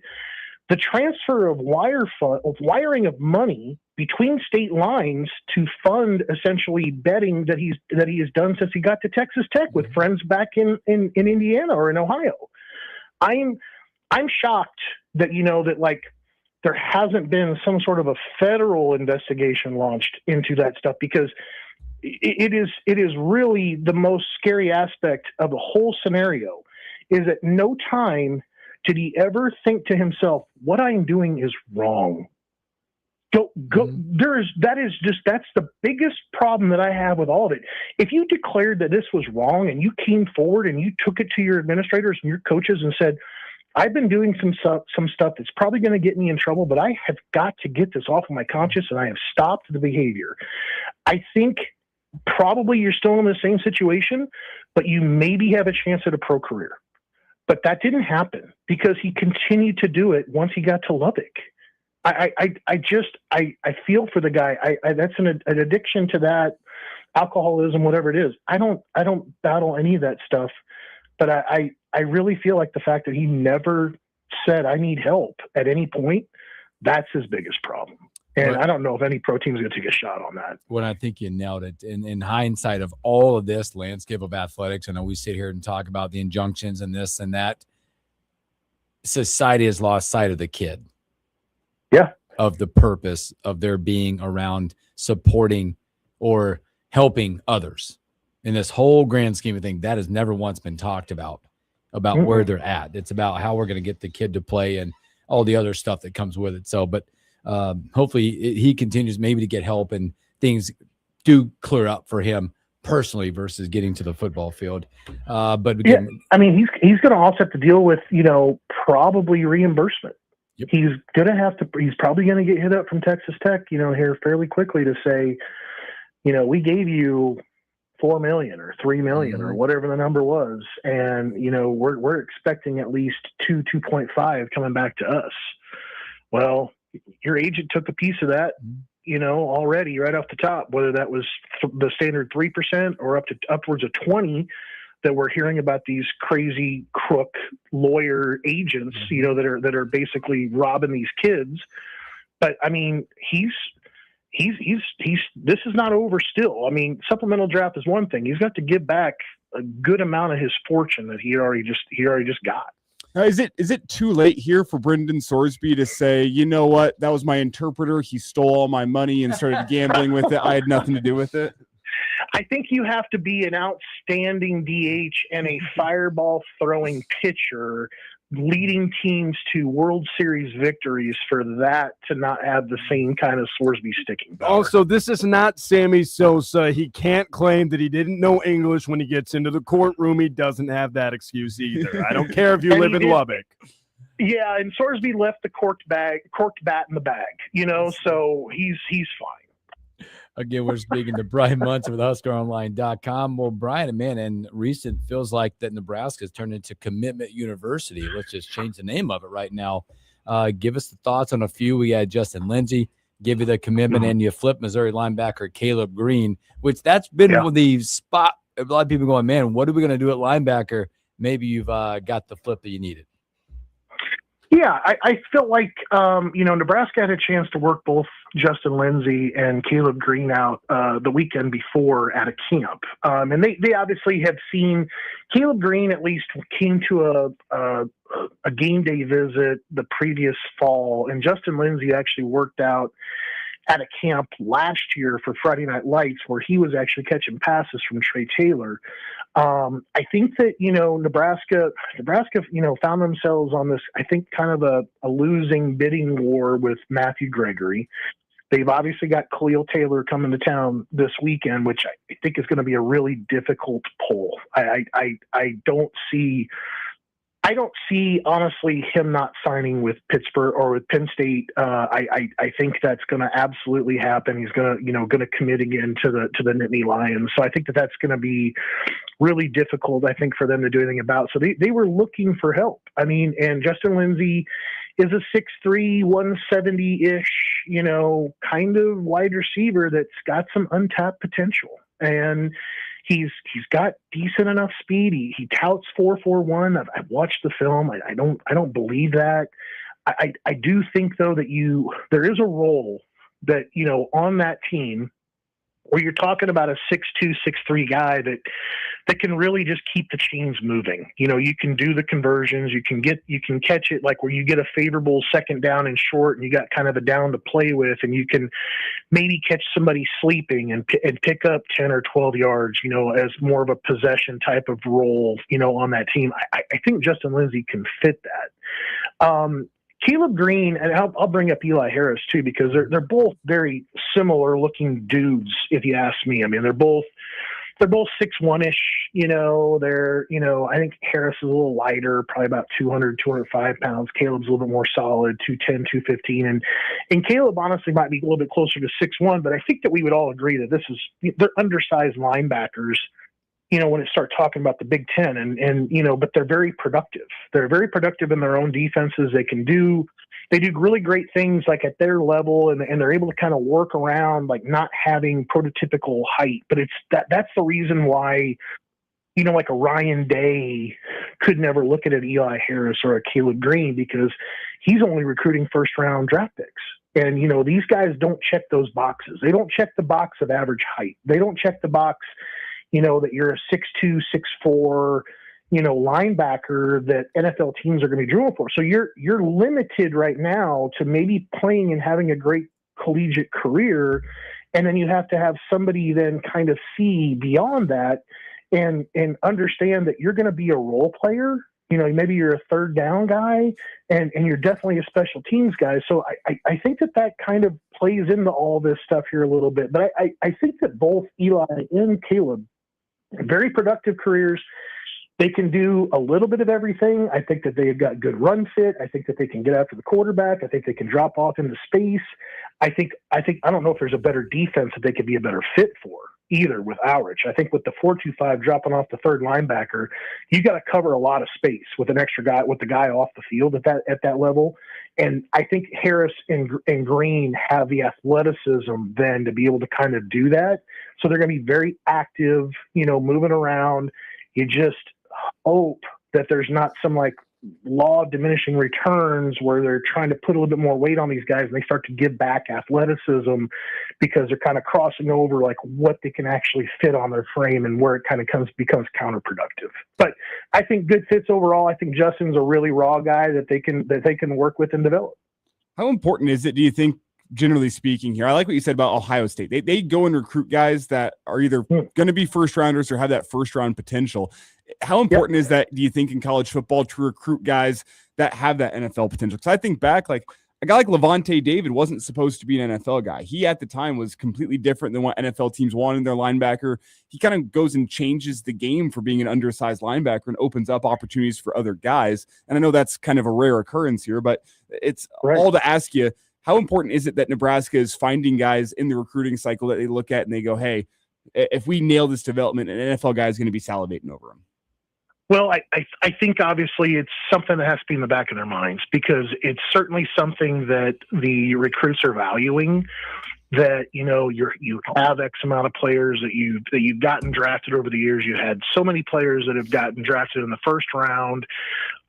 Nebraska doesn't have those kind of statistics right now that like that they used to, or that like in Alabama currently has, where they're putting the signing bonus checks up, all over the walls and showing what people like what their guys are being developed and are making it at the next level. I mean, I had a couple conversations over the last 2 weeks, and I asked very candidly, where does the rev share and the NIL, play a role here within your decision? And they all kind of consider, at least the folks that I talked to, they all kind of consider the rev share NIL to be checkers, and that the chess is being played with the NFL development and getting into the NFL. So I do feel like it's still a very important element to the decision of these recruits that have a desire, that have a dream to go on and play in the NFL. I think that we all agree that the percentages, don't favor those folks. They don't favor that. If that's what you're coming into college football thinking that that's what you're banking on, and, to heck with academics and everything else. I mean, very, very few pass on through the college doors and go to the NFL ranks. But I mean, if you're lucky, they're right. It is checkers to chess. But I mean, at the same time, if you got a NIL's, rev share deal that's paying you 4 or 5 times more, and you miss on that NFL dream, let's say that you take, 80% of whatever it was that you were going to make that you weren't anticipating if you went to another school, and you tucked it away for 40 or 50 years. And now all of a sudden you're out of the game at 50. You're out of the game at 55. It's a lot different. You got to have both perspectives, I think, about it. You have to plan on if it does happen or doesn't happen. But I think Nebraska still has to be very focused on, this is the kind of guy that we're talking about is in the green room at Music City Hall or whatever it is. And it's, the kind of guy that we're getting some visibility from because he's going to be a first-round draft pick because he checks all those boxes. So I think it's definitely something that they're still considering. I think that the other part is, though, like when it comes to like Caleb and Eli, I think they see production first. I think they realize that it's a battle to get those 6'2", 6'4" linebackers that Ohio State and Michigan and Indiana are all trying to get right now. They don't want to get into a bidding war against those guys, and they feel like they can go ahead and get the job done. And maybe not necessarily that their playing days might be over after Nebraska because they're not prototypical for the professional level, but let that kind of get to that point because they had others that have gotten there. Look at Joe Andreessen for the Buffalo Bills. Way short, very short, but you can get by and still play professionally if you're a good enough player. So, Brian, I want to pick your football brain here real quick with both Green and Harris coming into the boat. I tossed this out to Tim Verghese yesterday, and he seemed to like the comp. Do they not feel a little bit like the Griffin brothers, Shaquem and Shaquille at UCF, where they're maybe undersized tweener guys, but in a 4-2-5 defense where you need a big nickel or you need a tweener linebacker that can cover space? Can these guys not do the job in that situation? I don't know if they've got the man-to-man capabilities. I think there's just such a step up from whether you're playing in Georgia or Missouri or Texas or Florida. I think that's a pretty select few, I think, that you can kind of see doing that. And I think typically you're looking for a little bit more length. Like if you look at like the Henry Sakalis kid that was out of Illinois that ended up committing to Michigan State and Nebraska was trying to get in for an official visit. That was a guy that was kind of a hybrid safety linebacker. He was kind of more of a nickel guy. And I think he was like 6'4" or 6'5". And I think back to like some of the best guys I've ever seen do that, like JoJo Doman, for example. JoJo was a 6'2.5", 6'3" guy, kind of recollecting off the top of my head when I watched him play out of high school. But very different athlete, could play the man-on-man with running backs coming out of the backfield, could match up against the tight end, could do all those things. I see the effectiveness of Green and Harris, being a little bit more to the guy that can drop to the curl, can drop to the middle third, can do that thing where they drop off into space, play right there, mix it up a little bit. I think that they're both very good tacklers. I think that kind of is also something else that's a strength for them. But I don't necessarily view them as being nickel guys. I think that's something that you'd have to kind of get them in and test it and see how well they can do with it. They're not really asked to do that currently at their high school. We'll be looking at it. We've had a few commits going on, and now we've had Mr. Cottrell has once he's visited, and now he's going to take some time. Give us the latest there. I know you got a chance to catch up with him, hear those thoughts. I read some of those. It's like, man, I don't even know where this kid's at as he came to campus to get some answers and some clarification on some things. I agree with you. I talked to both Barrett Cottrell and with Kyler Kuhn on Sunday. Both had very similar things to say. Both are keeping the cards very tight to their chest. They don't really want anybody to know. They're going to take 2 or 3 days, to kind of let the dust settle coming off their last official visit. I think it's pretty fair in both their cases that, they're done with official visits. Kyler's down to kind of Missouri, Iowa, Nebraska, and Barrett is down to Iowa and Nebraska. Then they're going to take, the next, I think with Barrett, it's going to be a little bit shortened timeline than what Kyler's kind of talking about. Barrett could be a guy that we maybe hear something from, let's say, as early as late this week, or it could be over the weekend. I think that's kind of the early timetable for him to maybe have a decision. Kyler, on the other hand, he's thinking it's going to be 3 days, dust to settle, sitting down 2 weeks with family, trying to think about it from every lens and perspective possible on how to kind of look at the school's pros and cons, value different things, etc. And I think he's maybe going to be a little bit closer to like the end of the month. So maybe it gets into July, but probably still something here before the end of the month.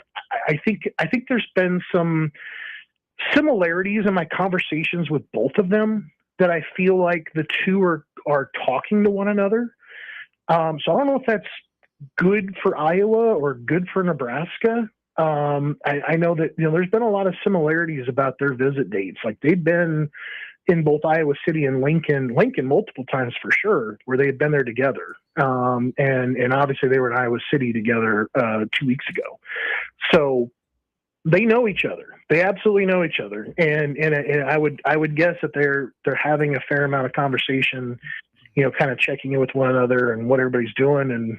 And it'll be interesting to see how that kind of all plays out with those two guys. Brian, as you look ahead, I guess, and I said this yesterday on our afternoon show here, I'll say it again. It kind of feels like the peer pressure recruiting weekend where you have a lot of Husker commits in town. Khalil Taylor's the big name. Can you quickly, about 60 seconds here, just preview what's upcoming this weekend on the recruiting trail?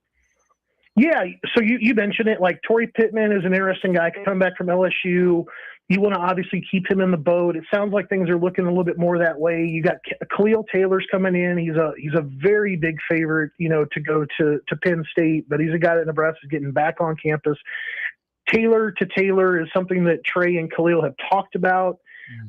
So clearly that there's going to be some big time peer recruiting there. I just don't feel like I could bet on this one. I feel like this is going to end up going to Penn State.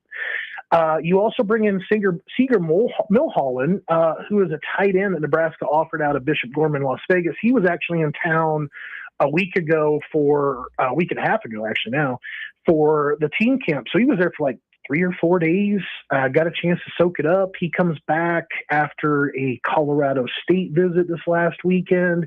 He's a big dude, 6'6", 235. He's, I think, a take for Nebraska because I think they're really trying to overbuild that room. And there's not a lot of bodies in that room. And I think Ahmad Hudson doesn't impact either he or Joey Hunter that's already on the commitment list. Just because I think Ahmad is so dynamic as an athlete, he sits in both the wide receiver and the tight ends room and not exclusively into one. So just a couple guys that are coming in that are uncommits. We might see some movement here. Maybe we find an edge. Maybe we find another wide receiver. We'll see how things go, but that's what we know right now. There's only 8 players coming in this week, and most of them are commitments. Well, if there is one person that could bet on any recruitment, it is Brendan Sorsby. So there you go. Oh boy, I knew you couldn't get away with it. There it is. Well, B man, we appreciate we appreciate your time as always, my friend. Thanks so much. I shouldn't use those words. Not today. It's Not perfect. today. I was going to say you're legal to do it. So again, Brian, we appreciate your time, my friend. Take care. We'll talk to you soon. I'm not legal. I got to send you the funds to do it. So I got to go back on and review what I put on here earlier. I'll talk to you guys later. Thanks, we appreciate it. Brian Munson, HuskerLink.com. We better take a break and come back with stories that we missed.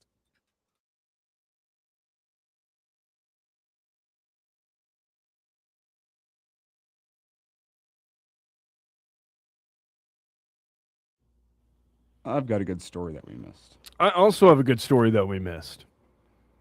The United States' manager decided to go scorched earth on everybody.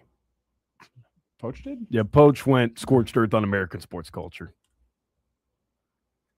Whew. Yeah. Yeah. Can't be talking about your own. I didn't see that. Nah, he's Argentinian. He doesn't really care. Shout out Poach, though. That first game was generational. Yeah, it was. We played better football than most of these other teams. That's the thing I know. Did you watch the World Cup yesterday at all? Yes, a little bit. The Spain game was. The Spain game was. But have you noticed some of these teams are getting up? They get 1 goal early, and then they just sit back and put 10 bodies behind the ball and park the daggum school bus. Mm-hmm. And it's been a lot of these top tier teams with a lot of attacking talent have a really hard time picking the lock. And I don't think Spain's a team that can really pick the lock. Well, not with Lamine Yamal on the bench. No, they can't. No, I thought they got Nico Williams and Lamine Yamal on too late because they were they didn't want to use them. And it's one of the things we talked about last week. It's my issue with Spain is that they will control 75% possession, but what do they do with it? They didn't have their first shot attempt last night until 20 minutes into the game. They create chances, they just don't finish them very well. They're not very clinical. But I was watching a bunch of these games, and I'm yesterday they weren't even creating many chances. No, but Netherlands Japan was a good that's been one of the better draws that we've seen, open attacking play, not putting 10 bodies behind the ball. I thought the U.S. when Paraguay actually put bodies behind the ball, they found a good way to pick locks and continue to create chances. And they talked about this, without so many teams just rely on individual one-on-one. Okay, we're going to beat a man off the dribble to get a shot at him. The combination play was the one-touch passing. Yeah, I haven't seen that in a long time. There was a little back heel into a shot opportunity that ended up going awry. But there was a little combination play where they went boom, boom, boom, and there's a back heel, and immediately there's a runner into the box, and I'm like, well, dude, we're looking like prime Barca here. What are we doing? We're playing tiki taka. I do think Algeria and Argentina should be good tonight. Yes, that should be good. I think France-Senegal is actually going to be really good too. I got France 2-0. Yeah, but France will, but that'll be a more open game. Mm-hmm. I don't think Senegal is content to sit behind and do all that stuff. Now, when the U.S. plays Australia, they're going to put bodies behind the ball. Oh, yeah. That's the way it goes. based on how Turkey played against Australia, they're probably going to be running low block as well. Dude, they were buns. Yeah, they played so bad. I was watching them play against Australia, and I'm like, I'm supposed to be worried about this team. I was shocked. I thought Turkey know. was going to go win that game, and then here comes Australia. Well, apparently just none of smoked those them. guys have played in the World Cup before. Like Australia has, and I'm like, well, this makes a lot more sense. And so I'm watching, like, they bring Kenan Yildiz on, and I'm like, what does Kenan Yildiz do in this game? Like, he is a guy who needs a lot of open space with one-on-one opportunities. He is not getting that when they're sitting there recycling possession. There's a low block. Like, Arda Güler is good enough that he can, like, pick the lock, but they just did not have guys. Like, they're trying to ask him to win one-on-two battles. And I'm like, now, Christian Pulisic did a great job of that for the U.S. When he was getting one-on-two matchups, he was torching guys. But it's like they just don't have that. I don't think Yildiz has that individual quality to pick through three separate guys and dribble like that. There's very few guys in the world who do. Good player, but very few guys in the world that could do with that. You know, I saw a theory the other day that France is going to lose the World Cup because Kylian Mbappe doesn't want Dembele to win the Ballon d'Or, so he's just going to sabotage the entire tournament. Oh, we also Hooksy doesn't know about Mbappe's ego, but that guy's out of control. This is an aside. Tomorrow's schedule: Portugal and then the Congo kicking it off. Probably a Portugal win, but I like the matchup. England, Croatia at 3 is awesome. Croatia's kind of on the downturn, but it's the first chance we get to see in terms of a bold team selection for England. How does that work out for them? And then Ghana and Panama tomorrow night should be really good too. Yeah, but also couple of these 2 days with Elimination Tuesday going on the CWS today. We have been spoiled with a great sports run here the last 5 or so days. Truly spoiled. UFC 250 was an awesome event. A lot of pageantry around that, and then the fights ended up delivering up to that pageantry. That was awesome. So the games got coming up tomorrow: England, Croatia, Portugal, Congo. Thursday, you start getting into the second round or the second group stage games. Mexico, South Korea on Thursday night. It's going to be really good. Friday is, but then Saturday, Germany, Ivory Coast, Netherlands, Sweden. Should be good. Should be good. All right, we're going to get rock and rolling here, fellas.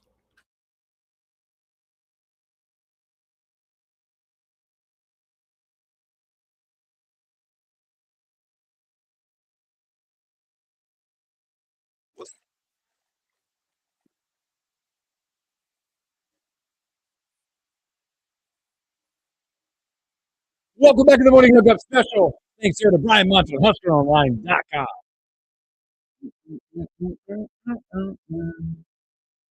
I figured Hooks would I like like that one. it. You know, What do you need? I need some stories that we missed. The stories we miss. The Morning Hookup.